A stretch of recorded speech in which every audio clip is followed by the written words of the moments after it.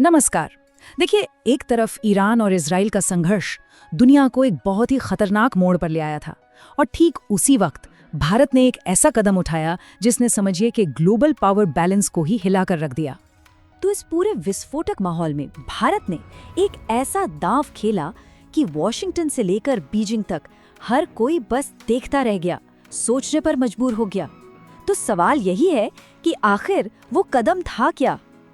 अच्छा, इस पूरी कहानी को समझने के लिए ना हमें सबसे पहले चलना होगा दुनिया के सबसे, कह सकते हैं, सबसे संवेदनशील समुद्री रास्ते पर। नाम है हॉर्मोस जल डमरू मध्य, एक ऐसी जगह जहां तनाव हमेशा अपने चरम पर रहता है। तो ये हॉर्मोस जल डमरू मध्य आखिर है क्या? इसे आप समझिए दुनिया की सबसे जरूरी गली। ये एक बहुत ही संकरा सा रास्ता है जो फारस की खाड़ी को खुले समंदर से जोड़ता है और इसकी अहमियत ये है कि दुनिया का ज्यादातर कच्चा तेल यहीं से होकर गुजरता है। अब सोचिए ये रास्ता ग्लोबल इकोनॉमी के लिए कितना जरूरी होगा। इसका अंदाजा बस इस बात से लगाइए कि दुनिया की पूरी तेल सप्लाई का 1/4 हिस्सा यानी 25% सिर्फ और सिर्फ इसी एक पतले से रास्ते से गुजरता है। और देखिए, यही है पूरे संकट की जड़। ईरान ने तो साफ साफ धमकी दे रखी है कि अगर उस पर कोई भी आंच आई तो वो इस दरवाजे को बंद कर देगा, और इसके जवाब में अमेरिकी नेवी वहां तैनात हो गई है। मतलब पूरा इलाका समझिए कि बारूद के ढेर पर बैठा है। अब इस ग्लोबल संकट के बीच भारत एक बहुत ही मुश्किल सिचुएशन में फंस गया था। हालत कुछ ऐसी थी कि एक तरफ कुआं तो दूसरी तरफ खाई।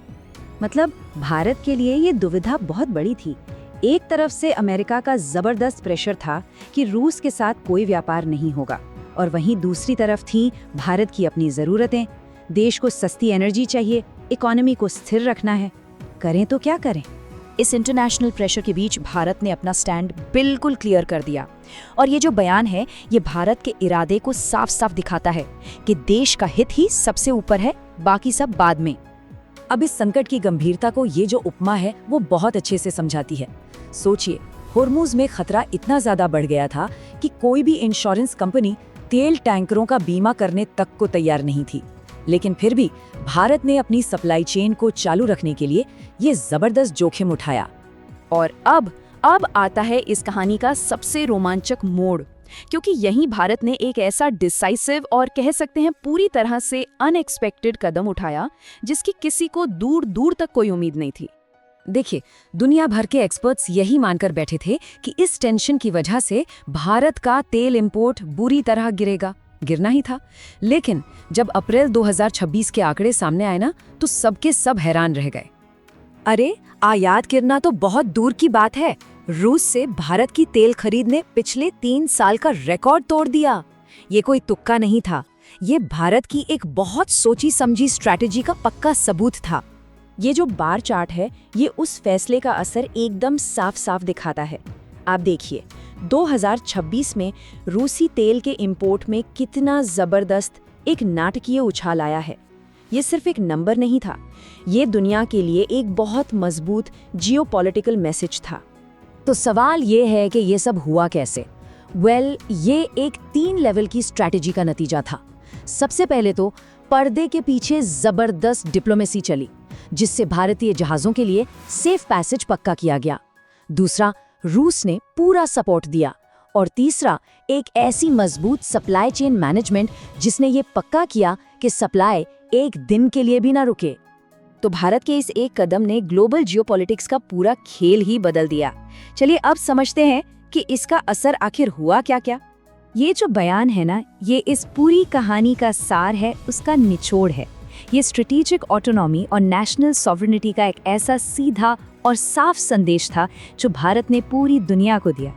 इस एक कदम के नतीजे देखिए कितने बड़े थे। इसने चीन के रीजनल एम्बिशंस पर एक तरह से चेकमेट कर दिया, अमेरिका को एक मुश्किल दुविधा में डाल दिया क्योंकि वो भारत जैसे बड़े पार्टनर को खोने का जोखिम नहीं उठा सकता।